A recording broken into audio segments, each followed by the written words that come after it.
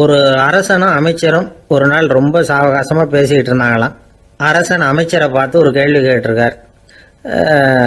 ஏங்க அமைச்சரே, ஆசை இல்லாத ஒரு மனுஷனால இருக்க முடியுமா அப்படின்னு. ஏன் முடியாது, துறவி அப்படிங்கிறவங்கெல்லாம் அப்படிப்பட்டவங்க தானே அப்படின்னாராம் அமைச்சர். அவங்கெல்லாம் உண்மையிலேயே ஆசையை விட்டவங்க தானா அப்படின்னு கேட்டாரா ராஜா. அப்படிதான் இருக்கணும் அப்படின்னாராம் அமைச்சர். அப்படின்னா ஆசையே இல்லாத ஒரு உண்மையான துறவியை நான் பார்க்கணுமேன்னார். அது என்ன பிரமாதம், அதுக்கு நான் ஏற்பாடு பண்ணுறேன் அப்படின்னு விட்டார் இவர். சொல்லிவிட்டு உடனே புறப்பட்டு போனார். அங்கே தேடினார். அப்புறம் தான் அவருக்கு புரிஞ்சுது உண்மை துறவியை கண்டுபிடிக்கிறது எவ்வளவு கஷ்டமான காரியம்னு. இருந்தாலும் ராஜா கிட்ட சொல்லியாச்சே உண்மை துறவியை காட்டுறேன்னு. இப்போ என்ன பண்ணுறது, ராஜா கிட்ட சொன்னபடி நடக்கலைன்னா அவருக்கு கோபம் வந்துடும். அமைச்சர் ஒரு யோசனை பண்ணார். அவருக்கு ஒரு வழி தெரிஞ்சுது. அதுதான் சரின்னு முடிவு பண்ணார். அதாவது அந்த ஊரில் அவருக்கு தெரிஞ்ச நாடக நடிகர் ஒருத்தர் இருக்கிறார், நல்லா நடிப்பார். அவரை போய் பார்த்தார். இதை பாருப்பா, எனக்காக நீ ஒரு காரியம் செய்யணும்னார். என்னன்னு கேட்டார் அவர். நீ ஒரு துறவி மாதிரி கொஞ்ச நேரத்துக்கு நடிக்கணும். ராஜா உன்னை பார்த்துட்டு போகிற வரைக்கும் நடி, அது போதும். அதுக்காக உனக்கு 10,000 ரூபா தரேன் அப்படின்னார். அவர் எந்த காலத்தில் இவ்வளவு பணத்தை மொத்தமாக பார்த்துருக்கார். அதனால் உடனே சரின்னு ஒத்துக்கிட்டார். அமைச்சர் அரண்மனைக்கு திரும்பி வந்தார். என்ன அமைச்சரே, இன்னுமா ஒரு உண்மையான துறவி கிடைக்கலன்னார். உண்மையான துறவி ஒருத்தரை இப்போ தான் கொஞ்ச நேரத்துக்கு முன்னாடி பார்த்து பேசிவிட்டு வர்றேன். அவர் நம்ம ஊருக்கு வெளியில் குளத்தங்கரையில் உள்ள ஒரு ஆலமரத்துக்கு அடியில் உட்காந்துருக்கிறார் அப்படின்னார் இவர். அப்படின்னா உடனே புறப்படுங்க அப்படின்னார் ராஜா. பரிவாரங்களோடு புறப்பட்டார். அங்கே அந்த மரத்தடியில் அந்த ஆள் வேஷம் போட்டுக்கிட்டு துறவி மாதிரி உட்காந்துருக்கிறான். ராஜா நேராக போனார். அந்த துறவி காலில் பொத்துன்னு விழுந்து வணங்கினார். உடனே ராணி அவர் காலில் விழுந்தாங்க. அடுத்தபடியாக அமைச்சர் விழுந்தார். அவருக்கு தெரியும் இது நம்ம ஆள் தான்னு. இருந்தாலும் என்ன பண்ணுறது, நேரம். அப்புறம் பரிவாரங்கள்லாம் துறவி காலில் விழுந்து ஆசீர்வாதம் வாங்கிட்டாங்க. ராஜா அப்புறமா தங்கத்தட்டில் பொண்ணையும் பொருளையும் வச்சு அந்த துறவிகிட்ட ரொம்ப பணிவாக நீட்டுறார். தாங்கள் தயவு பண்ணி இதை ஏற்றுக்கணும் அப்படின்னு வேண்டிக்கிட்டார். அந்த துறவி பற்று இல்லாமல் அதை பார்த்தார். எல்லாத்தையும் திறந்துட்ட எனக்கு இதெல்லாம் எதுக்காக அப்படின்னு சொல்லி அதை மறுத்துட்டாராம். ஆஹா, உண்மையான துறவியை பார்த்துட்டோம் அப்படிங்கிற ஆனந்தம் அரசருக்கு. ரொம்ப நிம்மதியாக திருப்தியாக திரும்பி வந்தார் அரண்மனைக்கு. அதுக்கப்புறம் அமைச்சர் யாருக்கும் தெரியாமல் அந்த துறவிகிட்ட ஓடினார். சொன்ன பிரகாரம் பணத்தை நீட்டினார். இந்தப்பா, நான் உங்ககிட்ட சொன்னபடி 10,000 ரூபா பணம் எடுத்துக்கோ அப்படின்னார். அந்த ஆள் ராஜா கிட்ட சொன்னது மாதிரியே எல்லாத்தையும் திறந்துட்ட எனக்கு இதெல்லாம் எதுக்காக வேணாம் அப்படின்னு விட்டாராம்.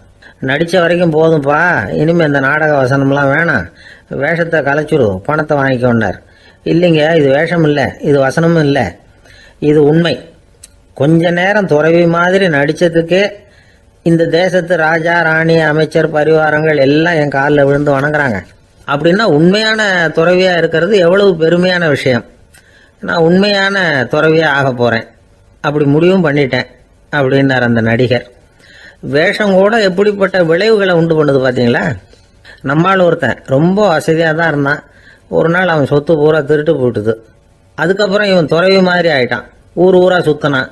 ஒரு குருநாதரை தேடி கண்டுபிடிச்சான். அவர்கிட்ட சீடனாக சேர்ந்துக்கிட்டான். அவனை பார்த்து ஒருத்தர் கேட்டார், நீ உண்மையான சீடன் தானான்னு.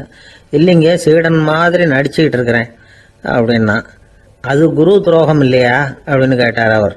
இல்லைங்க, நான் பண்ணது குரு துரோகம் இல்லை, என் குரு பண்ணது தான் துரோகம். என்னுடைய பணத்தை கொள்ளையடிச்சது இவர் தான். அதை எங்கே வச்சிருக்காருன்னு கண்டுபிடிக்கிறதுக்காக தான் இவர்கிட்ட சீடனாக சேர்ந்துருக்கிறேன் அப்படின்னானா. ஒருத்தர் ரொம்ப அவசரமாக வந்தார். சார், மனுஷன் நிம்மதியாக இருக்கிறதுக்கு என்ன வழின்னு கேட்டார். சீக்கிரமாக ஒரு கல்யாணத்தை பண்ணீங்க, எல்லாம் சரியாக போடும் அப்படின்னோம். அவர் ஒரு மாதிரியாக பார்த்தார். ஏற்கனவே எனக்கு கல்யாணம் ஆயிட்டுது சார், அதனால தானே நிம்மதியாக இருக்கிறதுக்கு வழி கேட்குறேன் அப்படின்னார். சரி, இவர் ஒரு மாதிரியான கேஸ் அப்படின்னு நினச்சிக்கிட்டு நம்மகிட்ட இருந்த ஒரு சின்ன புத்தகத்தை அவர்கிட்ட தூக்கி கொடுத்தோம். இதை படித்து பாருங்கன்னு. கல்யாணத்துக்கு பிறகும் சந்தோஷமாக இருக்கிறதுக்கு என்ன வழி அப்படிங்கிற கேள்விக்கு அந்த புத்தகத்தில் விளக்கம் இருந்தது. கணவன் மனைவிக்குள்ள சிக்கல் வராமல் இருக்கிறதுக்கு அதில் சில வழிகளை சொல்லி கொடுத்துருக்குறாங்க. அதெல்லாம் என்னென்ன அப்படிங்கிறத இப்போ பார்க்கலாமா. குடும்பம்னு இருந்தால் கோபம் வரதான் செய்யும். அது வந்துட்டு போகட்டும், பரவாயில்ல. ஆனால் அந்த கோபம் ஒரே நேரத்தில் 2 பேருக்கும் வந்துடாமல் பார்த்துக்கணும். ஒரு சமயத்தில் யாராவது ஒருத்தர் தான் கோபப்படணும், அடுத்தவங்க அமைதியாக இருக்கணும். அதுக்கப்புறம் இவர் அமைதியான உடனே அவங்க ஆரம்பிச்சிக்கலாம். கோபமாக ஏதாவது சொன்னால் உடனே கோபமாக பதில் சொல்லக்கூடாது. கொஞ்சம் பொறுத்து கோபம் தீர்ந்த உடனே அந்த பதிலை சொல்லலாம். அப்போ பதில் கோபமாக இருந்தால் கூட அது அவ்வளோ பெருசாக தெரியாது. அற்ப விஷயத்துக்கெல்லாம் காய்ச்சி மூச்சுன்னு கத்திட்டு இருக்கக்கூடாது. உங்கள் 2 பேருக்குள்ள ஒரு தர்க்கம் ஆரம்பமாயிட்டுதுன்னு வச்சுக்கோங்க. கடுமையாக 2 பேரும் விவாதம் பண்ணுறீங்க. உங்களில் ஒருத்தர் இதில் ஜெயிக்கணும்னா அது நீங்களாக இருக்க வேணாம், அடுத்தவங்க ஜெயிக்கிறதுக்கு நீங்கள் துணையாக இருங்களேன். அப்படின்னா நீங்கள் கொஞ்சம் விட்டு கொடுக்கணும், அவ்வளவுதான். ஏதாவது குத்தம் சொல்லணுமா, செஞ்ச தப்பை சுட்டி காட்டணுமா, விமர்சனம் பண்ணணுமா, பண்ணுங்க, வேணான்னு சொல்லலை. ஆனால் சொன்னதை அப்படி சொல்கிறத கொஞ்சம் அன்பாக இதமாக சொல்லுங்க. எப்போ நடந்த தவறுகளை எல்லாம் இப்போ போய் மறுபடியும் ஞாபகப்படுத்திட்டு இருக்க வேண்டாம். நான் அப்போவே சொன்னேன் இந்த புடவை வேணாம்னு, நீங்கள் தான் கேட்கல, இப்போ பாருங்கள் கிழிஞ்சு போச்சு இப்படின்னு கத்துனாங்க ஒரு அம்மா. எப்போ சொன்னீங்கன்னு கேட்டால் ஒரு 10 வருஷத்துக்கு முன்னாடி தீபாவளி சமயத்தில் அப்படிங்கிறாங்க. அது என்ன இன்னும் அப்படியே புதுசாகவே இருக்கும்? உங்களுக்கு அவர் தான் பெருசு, அவருக்கு நீங்கள் தான் பெருசு. அதை விட இந்த உலகத்தில் வேற எதுவும் முக்கியம் இல்லைன்னு நினைக்கணும். நீ தான் என்னுடைய உலகம்னு எத்தனை தடவை சொல்லியிருப்பீங்க? அதெல்லாம் வெறும் வசனமாக போயிடக்கூடாது. ஏதாவது ஒரு பிரச்சனையை பற்றி கடுமையாக விவாதம் பண்ணிக்கிட்டு இருக்கீங்க, அதை அப்படியே பாதியில் விட்டுட்டு படுக்கைக்கு போயிடக்கூடாது. சொச்சத்தை நாளைக்கு பேசிக்கலாம்னு. அப்படி போனால் தூக்கம் வராது. பிரச்சனையை ஒரு முடிவு பண்ணிக்கிட்டு அதுக்கப்புறமா தூங்க போகணும். ஒரு நாளில் ஒரு தடவையாவது உங்கள் ஜோடியை பாராட்டி நல்ல விதமாக கனிவாக ஒரு வார்த்தை சொல்லணும் அப்படின்னு தீர்மானம் பண்ணீங்க. ஏதாவது தப்பு பண்ணிவிட்டீங்கன்னா பரவாயில்ல, அதை ஒத்துக்கிறதுக்கும் மன்னிப்பு கேட்கறதுக்கும் தயாராக இருக்கணும். அது ஒன்றும் கேவலம் கிடையாது. வீட்டுக்குள்ளே தானே கேட்க போகிறீங்க, வெளியில் யாருக்கு தெரிய போதும்? எப்படியோ உங்களுக்குள்ள ஒரு சமரசம் ஆனால் சார் தான். ஒரு தகராறுன்னு எடுத்துக்கிட்டா குறைஞ்சபட்சம் அதுக்கு 2 பேர் தேவை. தனியாகவே உட்காந்துக்கிட்டு நான் இப்போ தகராறு பண்ணிகிட்டு இருக்கிறேன் அப்படின்னு யாரும் சொல்ல முடியாது. 2 பேர் தகராறு பண்ணுறாங்கன்னா பொதுவாக அந்த 2 பேரில் யார் அதிகமாக பேசுகிறாங்களோ அவங்க பேரில் தான் தப்பு இருக்கும். அதை மனசில் வச்சுக்கணும். இதெல்லாம் தான் அந்த புத்தகத்தில் போட்டிருக்கிற வழிமுறைகள். இவ்வளவும் சரியா வரலன்னா அப்புறமா சொல்லுங்க, வேற புத்தகம் ஏதாவது இருக்கான்னு தேடுவோம். ஒரு கணவன் தன்னுடைய மனைவியை அழைச்சிட்டு ஒரு மனோதத்துவ டாக்டர் கிட்ட வந்தாரா.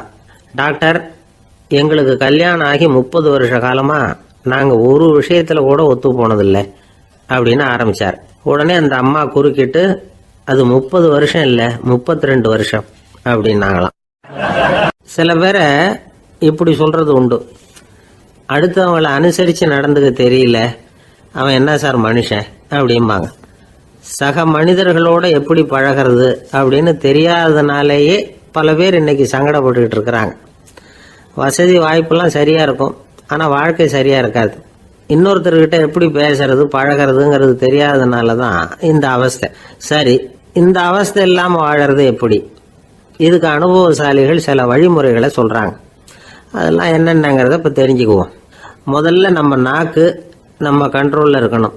வார்த்தைகளை கொட்டி விட்டு அதுக்கப்புறம் அள்ள முடியாமல் கிடந்து கஷ்டப்படக்கூடாது. எப்படி பேசுகிறோங்கிறதும் முக்கியம், பேசுகிறப்ப எப்படி முகத்தை வச்சிருக்கிறோங்கிறதும் முக்கியம். அன்பாக பேசினாலும் நல்லா இருக்கும். அப்படி பேசுகிறப்ப ஆதரவாக அவர் தோள் மேலே ஒரு கையை போட்டுக்கிட்டு பேசினா இன்னமும் நல்லா இருக்கும். 2வது விஷயம், இன்னொருத்தர்கிட்ட பேசுகிறப்ப வாக்குறுதிகளை அள்ளி வீசக்கூடாது. கொடுக்குற வாக்குறுதி குறைச்சலாக இருக்கணும். அப்படி கொடுத்த வாக்குறுதியை கண்டிப்பாக நிறைவேற்றணும். நாம் ஒருத்தரை பாராட்டுறோம் அல்லது அவரை பற்றி அபிப்பிராயம் சொல்கிறோம்னா அது ஆக்கப்பூர்வமாக இருக்கணும். நம்ம பாராட்டு அல்லது விமர்சனம் அடுத்தவருடைய முன்னேற்றத்துக்கு உதவுறது மாதிரி இருக்கணும். நாம் சொல்கிறத கேட்டுட்டு அவன் தலையில் கையை வச்சுட்டு உட்காந்துடக்கூடாது. எப்பவும் உற்சாகமாக இருக்கணும், முகம் மலர்ச்சியாக இருக்கணும். மனுஷன் இருந்தால் வருத்தம், கவலை, ஏமாற்றம் எல்லாம் இருக்க தான் செய்யும். அதெல்லாம் மனசில் இருக்கட்டும். அந்த வருத்தமும் கவலையும் ஏமாற்றமும் சேர்ந்துக்கிட்டு நம்ம முகத்தில் இருக்கிற மலர்ச்சியை மூடி மறைக்கிறதுக்கு நாம் இடம் கொடுத்துடக்கூடாது. எந்த விஷயத்தை பற்றி யாருக்கிட்ட பேசினாலும் வெளிப்படையாக பேசணும், திறந்த மனசோட பேசணும். மூடி மறைச்சி முன்னு மூங்கிக்கிட்டு இருக்கக்கூடாது. இன்னொருத்தர்கிட்ட பேசுகிறப்போ விவாதம் பண்ணுங்க, அது தப்பு இல்லை. ஆனால் வாதாடிக்கிட்டு இருக்கக்கூடாது. அதாவது என்ன சொல்கிறாங்கன்னா, டிஸ்கஸ் பண்ணலாம், ஆர்கியூ பண்ணக்கூடாதான். நம்மக்கிட்ட இருக்கிற நல்ல குணங்களை நாம் எடுத்து சொல்லிகிட்டு இருக்கக்கூடாது. அந்த நல்ல குணங்களே நம்மளை பற்றி எடுத்து சொல்லணும், அது மாதிரி நடந்துக்கணும். அதே மாதிரி அடுத்தவங்க கிட்ட உள்ள கெட்ட குணங்களை பற்றி அவசியம் இல்லாமல் நாம் பேச வேண்டியதில்லை. உங்களை பற்றி யாராவது தப்பாக பேசுகிறாங்களா, அப்படி அவங்க பேசுகிறதுல உண்மை இல்லையா அப்படின்னா அதை நீங்கள் பொருட்படுத்த வேண்டியதில்லை, விட்டுடலாம். அது தானாக போயிடும். ஒரு 4-5 பேரோட பேசிக்கிட்டு இருந்தீங்கன்னா எல்லாருக்கும் முக்கியத்துவம் கொடுங்க, யாரையும் அலட்சியப்படுத்தாதீங்க. தமாஷா பேசலாம், ஆனால் அவங்க தமாஷ் அடுத்தவங்களை கேலி பண்ணுறதா இருக்கக்கூடாது. நமக்கு கிடைக்க வேண்டியது கிடைக்கலையே அப்படிங்கிற தவிப்பு நம்மகிட்ட இருக்கக்கூடாது, அது தேவையில்லை. உங்கள் செயல்பாடுகள் தெளிவாக இருக்கட்டும், பாராட்டு தானாக அவங்கள தேடிட்டு வரும். இன்னொரு மனுஷனுடைய மனசில் கௌரவமான ஒரு இடத்த பிடிக்கணும்னா நாம் இந்த குணத்தை எல்லாம் நம்மகிட்ட வளர்த்துக்கணும். இதெல்லாம் அனுபவசாலிகள் சொல்லியிருக்கிற குறிப்புகள். இந்த குறிப்புகளை சரியாக புரிஞ்சுக்கணும், அது முக்கியம். தப்பாக புரிஞ்சுக்கிட்டா என்ன ஆகும் தெரியுமா? இதை கேளுங்க.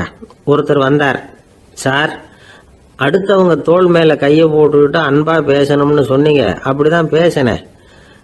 அவர் முதுகை கூட தட்டி கொடுத்தேன், என் வேலை போயிட்டுது சார், வீட்டுக்கு அனுப்பிச்சிட்டாங்க அப்படின்னார். யாருக்கிட்ட அப்படி பேசுனீங்கன்னு கேட்டோம். என் முதலாளிகிட்ட சார் அப்படிங்கிறார் ரொம்ப சோகமாக. ஒரு சின்ன பையன் வந்தான், அவனை பார்த்து ஒரு கேள்வி கேட்டோம். ஏன்ப்பா உங்கள் வீட்டில் அம்மா புத்திசாலியா அப்பா புத்திசாலியா அப்படின்னு. அவன் அலட்சியமாக நம்மளை பார்த்து சிரிக்கிறான். என்ன சார் இது, இந்த காலத்தில் இது கூட தெரியாமல் இருக்கிறீங்களே அப்படிங்கிறான். ஒரு சின்ன பையன் நம்மளை பார்த்து இப்படி கேட்டு விட்டானே அப்படின்னு நினைக்கிறப்போ நமக்கு ஒரு மாதிரி ஆகிடும். அதுக்கப்புறம்தான் இந்த தாத்தா பாட்டிலாம் சொல்கிற ஒரு கதை ஞாபகத்துக்கு வந்தது. அது என்ன கதை தெரியுமா? ஒரு ஊரில் ஒரு அம்மாவும் பிள்ளையும் இருந்தாங்களாம். அந்த மகனுக்கு திடீர்னு தேசாந்திரம் போய் வரணும்னு ஆசை வந்துட்டுது. ஊராக போய் சுற்றி பார்க்கணுங்கிற ஆசை. அந்த அம்மாவுக்கு இது பிடிக்கல. மகனை பிரிஞ்சு இருக்கிறதுக்கு அவங்க மனசு இடம் கொடுக்கல. வேணாப்பான்னு சொல்லி பார்த்தாங்க, அவன் கேட்கல. திடீர்னு புறப்படவும் செஞ்சுட்டான். சரி, இனிமேல் அவனை தடுக்க முடியாதுன்னு முடிவு பண்ணிக்கிட்டாங்க அந்த அம்மா. இருந்தாலும் புத்திசாலித்தனமாக ஒரு யோசனை பண்ணாங்க. மகனை கிட்டத்தில் கூப்பிட்டாங்க, அவங்ககிட்ட சொன்னாங்க, இதை பாருப்பா, நீ தேசாந்திரம் போகிறதுன்னு தீர்மானம் பண்ணிவிட்ட, அதை நான் தடுக்கலை, போயிட்டு வந்துடும். ஆனால் போகிறதுக்கு முன்னாடி எனக்கு ஒரு வாக்குறுதி கொடுத்துட்டு போ அப்படின்னாங்க. போகிறப்போ ராத்திரியாக இருந்தாலும் பகலாக இருந்தாலும் சரி, புளிய மரத்து நிழலில் தான் தங்கணும். திரும்பி வர்றப்போ இரவும் பகலும் நீ வேப்ப மரத்து நிழல்லே தங்கணும் அப்படின்னாங்க. சரி அப்படியே செய்கிறேன்னு சொல்லி வாக்குறுதி கொடுத்தான் பையன். புறப்பட்டு போனான். போகிற வழியில் புளிய மரத்து நிழல்லே தங்கினான், தூங்கினான். அப்படி போய்கிட்டே இருந்தான். 7வது நாள் அவன் உடம்பு சுகமில்லாமல் போயிட்டுது. ரொம்பவும் பலவீனமாயிட்டான். இனிமேல் நடக்க முடியாதுங்கிற நிலைமை வந்துட்டுது. யோசிச்சு பார்த்தான், சரி இதுக்கு மேலே போக வேண்டாம் அப்படின்னு முடிவு பண்ணிட்டு திரும்பி வர ஆரம்பிச்சிட்டான். திரும்பி வர்றப்போ வழியில் வேப்ப மரத்து நிழல்லையே தங்கி வந்தான். நாளுக்கு நாள் உடம்பு சரியாக வந்துட்டுது. 7வது நாள் வீட்டுக்கு சேர்றான். உடம்பு பழையபடியே கலகலப்பாயிட்டுது. பூரண சுகம். தேசாந்திரம் போன பையன் திரும்பி வந்துட்டானே அப்படின்னு அந்த அம்மா ஆச்சரியப்படலை. ஏன்னா அவங்களுக்கு தெரியும் இப்படி ஆகும்னு. பையன் சீக்கிரமாக திரும்பி வரணுங்கிறதுக்காக தான் அவங்க அந்த யோசனையை சொன்னாங்க. என்ன விஷயங்கிறதையும் அவங்களே சொன்னாங்க. மகனே, புளிய மரத்து நிழல் உடம்புக்கு உஷ்ணத்தை கொடுக்கும், சீக்கம் உண்டாக்கும்.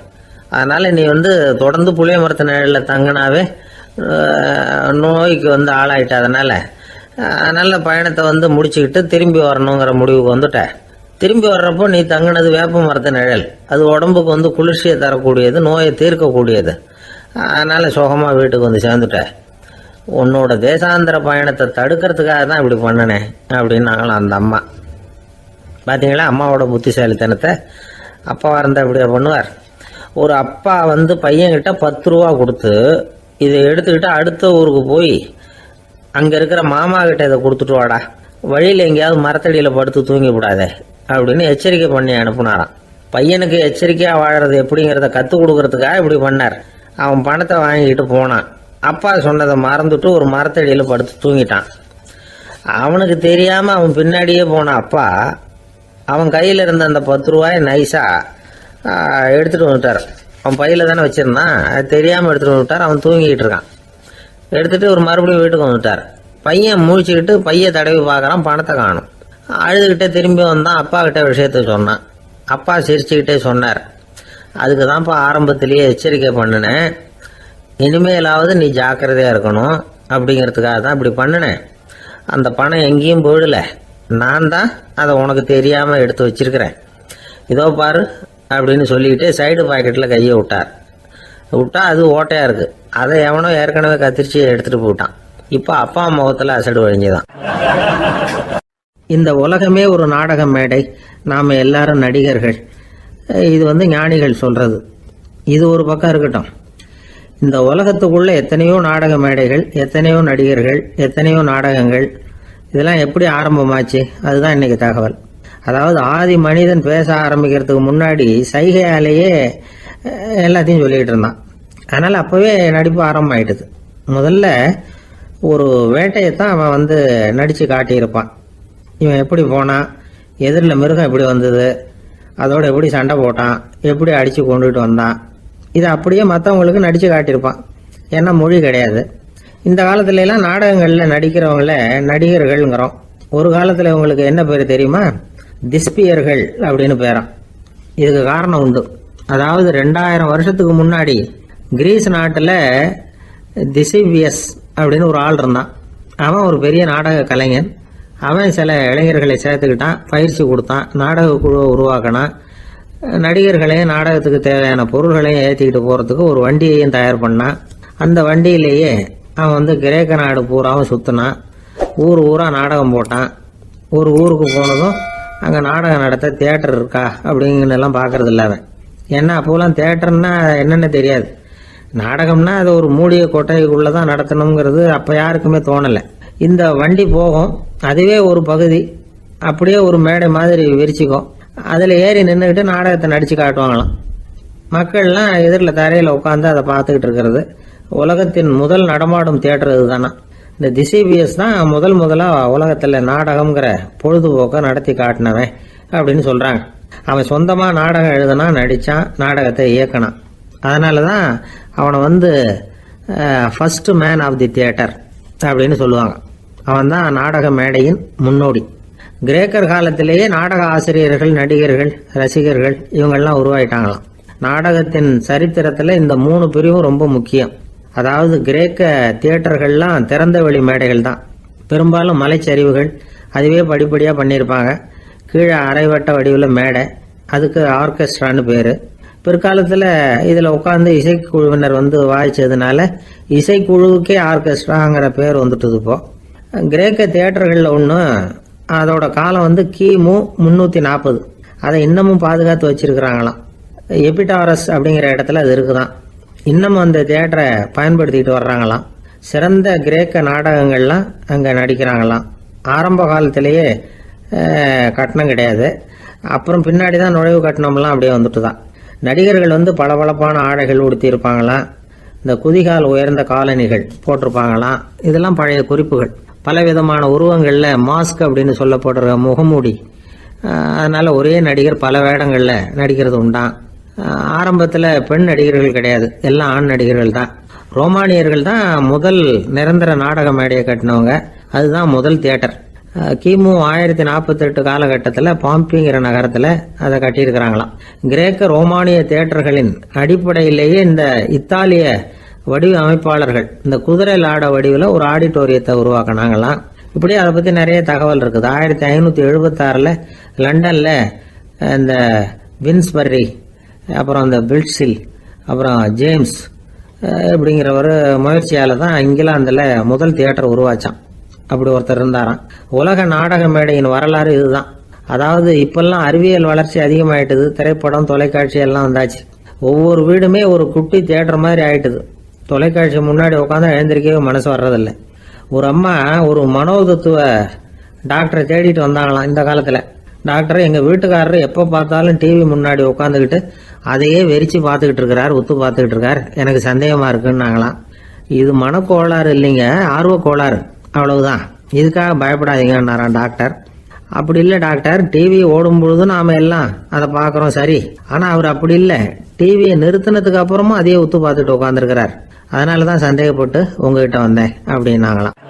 அந்த ஆள் என்னை கண்ணா பண்ணான்னு திட்டி விட்டான் சார், அதை நினைச்சா எனக்கு ரொம்ப வருத்தமா இருக்கு அப்படின்னு சொல்லி கவலைப்பட்டார் ஒருத்தர். இதுல கவலைப்படுறதுக்கு என்ன இருக்குது அப்படின்னாரு ஒரு பெரியவர். அவர் ஒரு மகான். என்ன சார் இப்படி சொல்றீங்க, ஒருத்தர் நம்ம பார்த்து திட்டுனா வருத்தமா இருக்காதா அப்படின்னார். அது எப்படி வருத்தமா இருக்கும், திட்டுறதுங்கிறது என்ன, அது வெறும் சத்தம் தானே அப்படின்னாராம் அந்த பெரியவர். நம்ம ஆளுக்கு தலையை பிச்சுக்கலாம் போல இருந்தது. இருக்காது அப்படின்னா நமக்கு அப்படித்தானே தோணுது. அந்த பெரியவர் சொல்றது ரொம்ப பெரிய விஷயம். அதை நாம் புரிஞ்சிக்க முயற்சி பண்ணலாம்னா நடைமுறை வாழ்க்கைக்கு அது ஒத்து வர்றது மாதிரி தெரிய மாட்டேங்குது. இருந்தாலும் அந்த பெரியவர் அதுக்கு என்னதான் விளக்கம் கொடுக்குறாருன்னு பார்ப்போமே. ஒரு ரயில் போயிட்டு இருக்கு, அதில் ஒரு சாது போயிட்டு இருக்கார். அந்த ரயில் வந்து அவர் ஹரித்வாரம் போயிட்டு இருக்கார். அவர் ரயிலில் ஏகப்பட்ட கூட்டம். நம்ம ஊர் ரயில் கேட்க வேணும், டிக்கெட் வாங்கிட்டு கொஞ்சம் பேர், வாங்காத கொஞ்சம் பேர். அது என்னத்துக்கு அனாவசியமாக டிக்கெட் அப்படிங்கிற நினப்பில் பாதி பேர். இந்த கூட்டத்துக்கு மத்தியில் அந்த சாதுவும் போயிட்டு இருக்கிறார். உட்கார்றதுக்காக இருந்த இடத்துல ஒரு ஆள் படுத்திருக்கிறான். கொஞ்சம் முரட்டு ஆசாமி. அவன் காலு பக்கத்தில் கொஞ்சோண்டு இடம் பாக்கி இருந்தது. அந்த இடத்துல இந்த சாது உட்காந்துருந்தார். மெதுவாக உட்காந்துக்கிட்டார் போய். ஆனால் அந்த ஆள் ராத்திரி பூரா இவரை காலால் உதச்சிக்கிட்டே இருக்கிறான். அது இவருக்கு ரொம்ப அவமானமாக பட்டுது. அதனால் துக்கம் ஏற்பட்டது. இருந்தாலும் அதை ஒரு மாதிரியாக சகிச்சுக்கிட்டே இவர் வந்து சேர்ந்தார். பொழுது விடிஞ்சது. அந்த சாது ஹரித்வார் வந்து சேர்ந்தார். அங்கே ஒரு பெரிய ஞானியை சந்தித்தார். ராத்திரி ரயிலில் அந்த ஆள் உதைச்சதையும் அதனால் தனக்கு ஏற்பட்ட துக்கத்தையும் இந்த சாது அந்த ஞானிகிட்ட சொன்னார். சொல்லிவிட்டு, ஏன் சுவாமி, எனக்கு துக்கம் ஏற்பட்டதே அது தப்பா அப்படின்னு கேட்டார். தவறுதான்னார் அந்த ஞானி. உனக்கு இன்னமும் தேக அபிமானம் போகலைங்கிறது தான் அது காட்டுது. அஷ்டாவக்கரர் என்ன சொல்றார் தெரியுமா? உண்மையான ஞானி யாராவது தன்னை வந்தனை செய்தால் அதற்காக சந்தோஷப்பட மாட்டார், யாராவது நிந்தனை செய்தால் அதற்காக வருத்தப்பட மாட்டார் அப்படின்னு சொல்றார். நிந்தனைங்கிறது ஒரு ஒலி தான். தேகாபிமானம் இருக்கிற வரைக்கும் இந்த ஒலி நம்மளை வந்து வேதனைப்படுத்தும். நான் தேகம் இல்லை, ஆத்மா அப்படிங்கிற நினைவு இருந்தா இந்த ஒலி நம்மளை பாதிக்காது. மனு என்ன சொல்றார் தெரியுமா? ஒரு சாதகன் பாராட்டுதலை விஷம்னு நினைச்சு பயப்படணும், அவமானத்தை அமிர்தம்னு நினைச்சு சந்தோஷப்படணுங்கிறார். அவமானப்பட்டா கவலைப்படாம எப்படி இருக்க முடியும் அப்படின்னு தான் நமக்கு தோணும். அதனாலதான் நம்மள யாரும் இதுக்கு உதாரணமா யாரையும் காட்ட முடியல. புத்தரையும் கபீரையும் உதாரணமா காட்டுறாங்க. அவங்களுக்கெல்லாம் அவமானம் ஏற்பட்டப்போ கவலையே படலையாம். புத்தரை வந்து அவமானப்படுத்தணுங்கிறதுக்காக கௌசாம்பி ராணி ஒரு இளம் பெண்ணை கொலை பண்ணி சடலத்தை புத்தர் குடிசைக்கு முன்னாடி போட சொன்னார். போட்டாங்க. புத்தர் தான் அந்த பொண்ணை கெடுத்து கொலை பண்ணி விட்டாருன்னு எல்லாரும் நினைச்சாங்க. ஆனா புத்தர் இதை பத்தி கவலையே படல. அப்புறமா உண்மை தெரிஞ்சதும் புத்தர் புகழ் இன்னும் அதிகமாயிட்டது. ஒரு பெரிய சபையில ஒரு மோசமான பொண்ணு நுழைஞ்சி தனக்கும் கபீருக்கும் சம்பந்தம் உண்டுன்னு சொன்னா கபீர் கவலைப்படல. அவங்க மாதிரியெல்லாம் நாமளும் இருக்க கத்துக்கணும். நிந்தனை, அபகீர்த்தி, அவமானம் எல்லாம் ஆண்டவன் கொடுக்கிற பிரசாதம்னு நினைக்கணும் அப்படின்னு சொல்றார் அந்த ஞானி. இதை கேட்ட இந்த காலத்து ஆசாமி ஒருத்தர், நான் கூட அப்படிதான் சார், யாராவது அவமானப்படுத்தினா கவலைப்பட மாட்டேன். நேற்று கூட ஒருத்தர் என்ன பலார்னு அரைஞ்சுட்டார், நான் கொஞ்சம் கூட கவலைப்படலை, பேசாம வந்துட்டேன்னார். ஏன் அப்படி வந்துட்டீங்க அப்படின்னு. அவர் அரைஞ்சதுலேயும் ஒரு அர்த்தம் இருந்தது, அதனால தான் அப்படி வந்துட்டேன்னார். ஏன் அரைஞ்சாருன்னு கேட்டேன். 10 வருஷத்துக்கு முன்னாடி 15 ரூபா அவர்கிட்ட கடன் வாங்கினேன், அதை கேட்டு கேட்டு பார்த்துட்டு கடைசியாக தான் அரைஞ்சார் அப்படின்னார். ஆண்டவனுடைய பிரசாதம் இவருக்கு அடிக்கடி கிடைக்கும் போல இருக்கு. ஒரு ஆள் இருந்தான், நிறைய பணம் சம்பாதிச்சான், ஆனால் செலவு பண்ண மனசு வரல, கருமி. அவன் என்ன பண்ணா, சேர்த்த பணம் பூராவையும் ஒரு மரத்தடியில் புதைச்சி வச்சிருந்தான். வாரத்துக்கு ஒரு தடவை அந்த மரத்தடிக்கு வருவான், புதைச்ச இடத்த ஆவலோட பார்த்துக்கிட்டு இருப்பான், அதுக்கப்புறம் போயிடுவான். அவ்வளவுதான். ஒரு நாள் ஒரு திருடன் வந்தான். இவன் புதைச்சி வச்சிருந்ததெல்லாம் எடுத்துட்டு போட்டான். இது தெரிஞ்சு போச்சு. அந்த கருமி புலம்ப ஆரம்பிச்சிட்டான். இவன் புலம்பலை கேட்டதும் அக்கம் பக்கத்தில் இருந்தவங்க எல்லாம் ஓடி வந்தாங்க. என்ன விஷயம்னு விசாரிச்சாங்க. இவன் சொன்னான். ஒரு பெரியவர் கேட்டார், ஏப்பா வாரம் வந்து இந்த இடத்த பார்க்கறதாக சொன்னியே, எப்போவாவது இதில் இருக்கிற பணத்தை எடுத்து செலவு பண்ணியிருக்கியா அப்படின்னு கேட்டார். நான் அப்பப்போ வந்து அதை பார்க்கறது தான் வழக்கம், அதை தொட்டதே இல்லைன்னு அவன். சரி அப்படின்னா இப்போவும் நீ அதே மாதிரி வாரம் ஒரு தடவை வந்து இந்த இடத்த பார்த்துட்டு போகலாமே அப்படின்னாராம் அந்த பெரியவர். அதுவும் சரிதானே, எவ்வளவு காலமானாலும் அவன் அந்த பணத்தை எடுத்து செலவு பண்ண போறதில்ல. அப்படி இருக்கிறப்ப உள்ளே பணம் இருந்தாலும் ஒன்று தான், இல்லாமல் போனாலும் ஒன்று தான். இதிலிருந்து என்ன புரியுதுன்னா, ஒருத்தர்கிட்ட இருக்கிற பணத்தை கொண்டு அவர் பணக்காரரா ஏழையா அப்படின்னு முடிவு செய்கிறது சரியில்லை. அந்த செல்வத்தை அனுபவிக்கிற திறன், பயன்படுத்துகிற திறன், அதை வச்சு தான் அவர் ஏழையா பணக்காரரா அப்படிங்கிறத நிர்ணயம் பண்ணணும். அதுதான் சரி. செலவு பண்ண தெரியாதவன் சேகரம் பண்ணிகிட்டே இருக்கிறதுனால என்ன பிரயோஜனம்? தலைமுடியே இல்லாதவன் தாராளமாக சீப்புகளை வாங்கி சேகரம் பண்ணுறது மாதிரி தானே இது. சில சமயம் செலவு பண்ண நாம் தயாராக இருந்தால் கூட அந்த செல்வம் நமக்கு பயன்படுறதில்ல. அரேபியாவில் ஒரு நகை வியாபாரி விலை உயர்ந்த முத்துக்களை எல்லாம் அவர் வச்சு வியாபாரம் பண்ணிட்டு இருந்தார். அவர் ஒரு சமயம் ஒரு பாலைவனம் வழியாக போயிட்டு இருக்கிறார் ஒட்டகத்தில். அப்போ திடீர்னு கடுமையான புயல் வீச ஆரம்பிச்சுட்டுது. திசை தவறி இவர் எங்கேயோ வந்துட்டார். கூட வந்தவங்களையும் காணல, எங்கே போனாங்களோ தெரியல. இவர் ரொம்ப பயந்து போய் அங்கேயும் எங்கேயுமா அலைஞ்சு திரியிறார். வழியே தெரியல. பசி கடுமையாயிட்டுது. ஒட்டகத்து முதுகில் ஒரு மூட்டை இருந்தது. அதை பிரித்து பார்த்தார். உள்ளே ஏதாவது இருக்கான்னு தேடி பார்க்குறார்.